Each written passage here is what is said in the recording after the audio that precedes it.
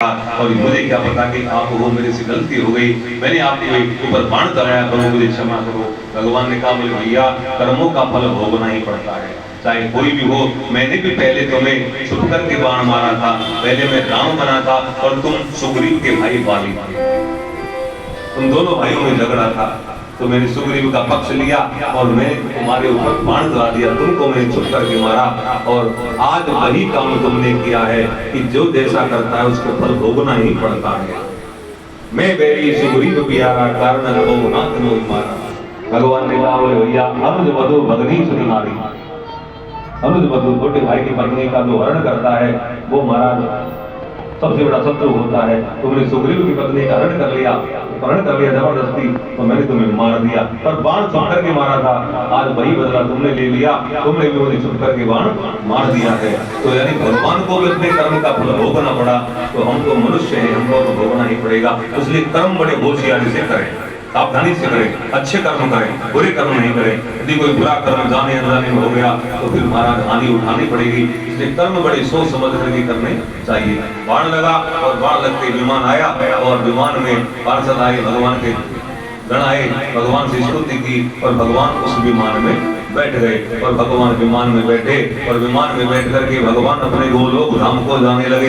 देवता लोग हाथ जोड़ करके भगवान की स्तुति करने लगे हैं। श्री कृष्ण गोविंद हरे मुरारे, हे नाथ नारायण वासुदेवा। श्री कृष्ण गोविंद हरे मुरारे, हे नाथ नारायण वासुदेवा। हे नाथ नारायण वासुदेवा, हे नाथ नारायण वासुदेवा। हे नाथ नारायण वासुदेवा, हे नाथ नारायण वासुदेवा। श्री कृष्ण गोविंद हरे मुरारे, हे नाथ नारायण वासुदेवा।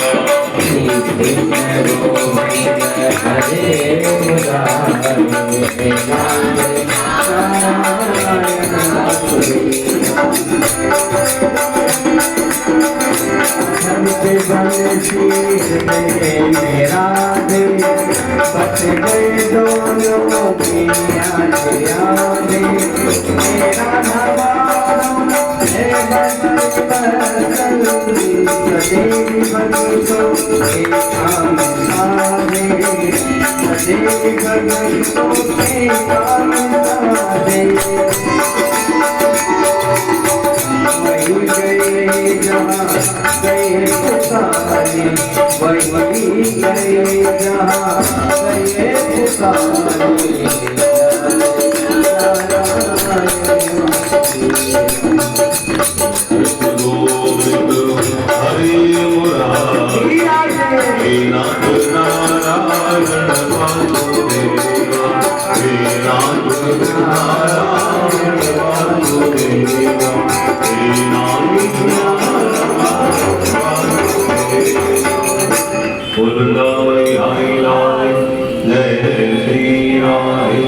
भगवान अपने गोलोक धाम को चले गए। उद्धव जी अपने बद्री आश्रम में चले गए।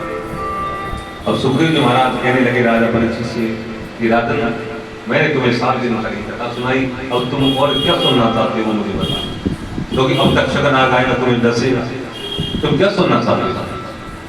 राजा परीक्षित कहने लगे, बोले गुरुजी, भगवान के जानने के बाद में इस भारत देश पर किसका राज्य हुआ ये जरा मुझे बता दो। सुग्रीव जी महाराज कहने लगे कि भगवान के जानने के बाद में और तुम्हारा तो वंश है,